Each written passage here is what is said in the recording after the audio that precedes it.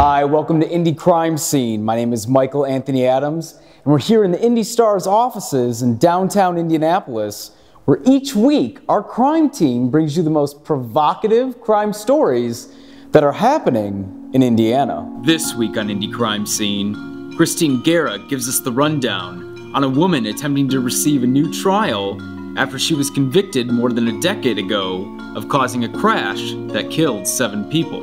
Then, Justin Mack uncovers some of the horrifying details in the case of a 17-year-old boy who has been charged with slaying a 73-year-old man.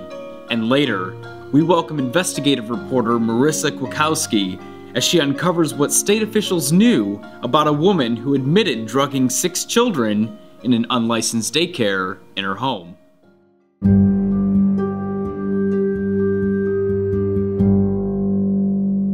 14 years ago, Judy Kirby drove the wrong way on the Martinsville State Road. She caused a crash that killed 7 people, 6 of whom were children.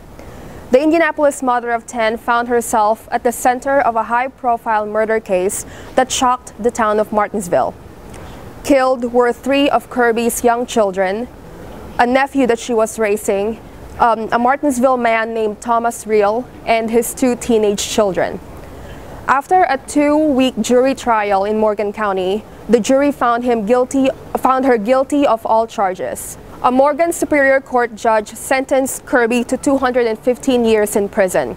Now, more than a decade later, Kirby is asking the same judge who sentenced her to grant her a new trial. Her new attorneys are arguing that she did not get a fair trial in 2001. They're also saying that her drug dealing should not have been used as evidence. Louise Casari, this is the woman who lost her husband and 2 children in the crash, said that the news of Kirby's request for a new trial has brought back pain from an old wound that has yet to heal.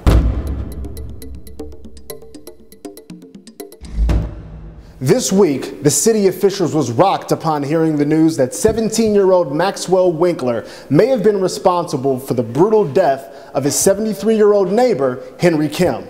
Police say on Saturday night, Kim's body was found in Windermere Park, not far from his home.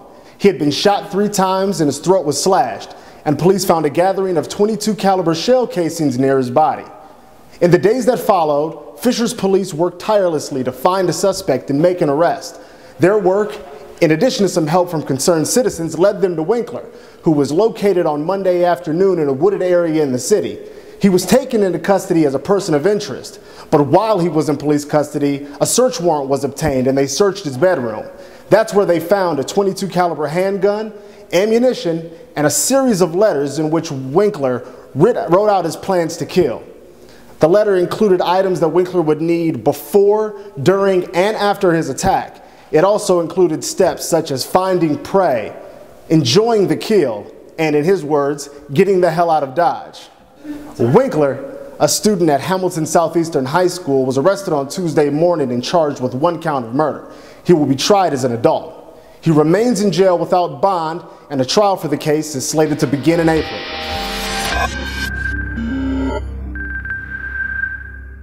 Stephanie Gribble pleaded guilty Thursday to 6 counts of neglect of a dependent. She admitted drugging 6 children at her unlicensed home daycare.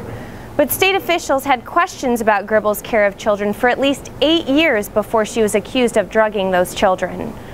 Check out IndyStar.com this weekend to learn more about what state officials knew about Gribble's daycare and how she was able to continue operating.